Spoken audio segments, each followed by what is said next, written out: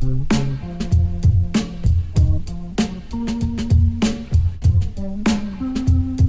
is the come up show where that feel good music lives, real recognized. We're here at Apocalypse on Talbot. The come up show always supporting the local businesses who are supporting us. And right here, these guys are a prime example. Please introduce yourself with the Titanic Clothing Company. So, alright, I'm Cam. I'm 50%, right. I guess. I'm Stefan, I'm the other half, and we own Titanic Clothing Company.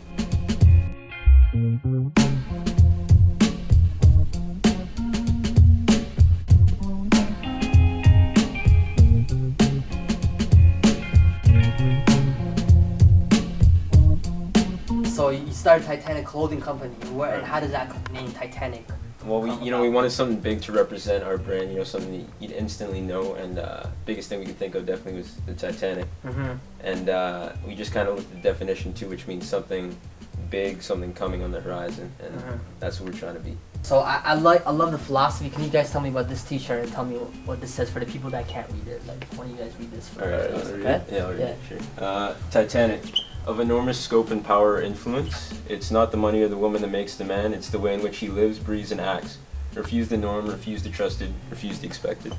Okay, you guys are like 15 years old, 16, whatever. You started this. How I know the idea, but how do you actually get to making this stuff? Cause were you very artistic? Were you good in art class, or how does that come about? Cause I used to draw a lot when I was a kid, and just fiddle around with pen and paper, whatever, in class, not really paying attention and stuff. But I think definitely when I took art class in grade 9, it kind of opened me up, there's a lot of people who kind of do art, but they don't necessarily do it for themselves, they do it for other people, and we just wanted to express ourselves, where we're at right now. I've always been terrible at art, right? Yeah, me too. I can't draw realistic anything for shit, right? So, yeah.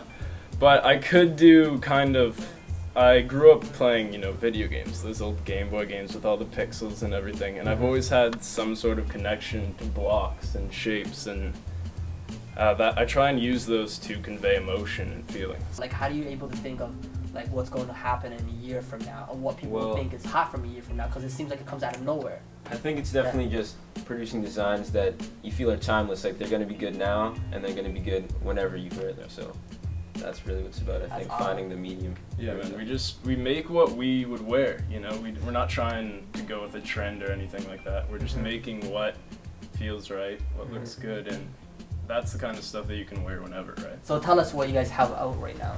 Well, coming real soon, as soon as we can get some things worked out, because we've been going through all sorts of trademarking troubles and definitely tags, whatever. Yeah. And we got new sweaters coming out. We got new hoodies. We got some samples we're gonna show you guys. We're really just trying to move into more professional, but keeping the same dope designs coming. Mm-hmm. Obviously, you've had some pretty well-known hip-hop artists support your clothing company. Why don't you tell us about that? Yeah, I guess that all started with Ray Black of OK City. He's doing his thing in Vancouver right now with Bill Maka. They're part of a group called OK City, and they're making dope music on their own right now.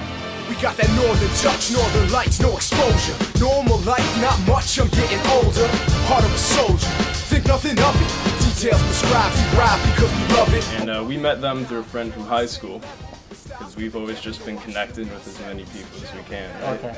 And so we got to go to one of their concerts at Fan Shopper, and it didn't start till 12 o'clock that night, and it was a school night, so we had to go home before it started. Because you're so young. Because our parents wanted the song, right? We're begging for extra time. Yeah.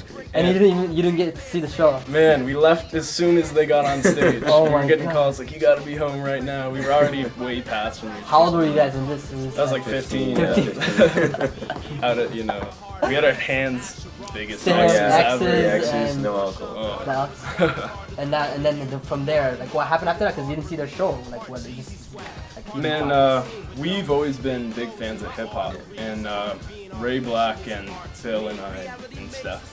I know I'm leaving them out right there.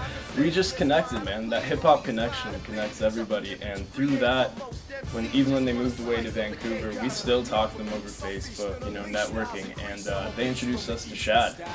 We met him when he came to a concert last year, I think. Yeah, last year. And he loves supporting our stuff. He loves our stuff, and we love his music, right? Yeah. And so it was just a good connection to come together. Yeah, but yeah, thank you very much guys for the opportunity, and like I really appreciate it. Keep doing this, Titanic Clothing Company. You know what I mean? Support always, you know. And this is the Come Up Show that feel good music lives. Real, recognize real. We out. Thanks, but now you running out. I like miss something, and so you coming out at night for just one thing. Left her lost in my hindsight. 2010 should have seen it coming. Damn, man, we could have been something like the couples in the magazines. All smiles on print, got the green behind the scenes.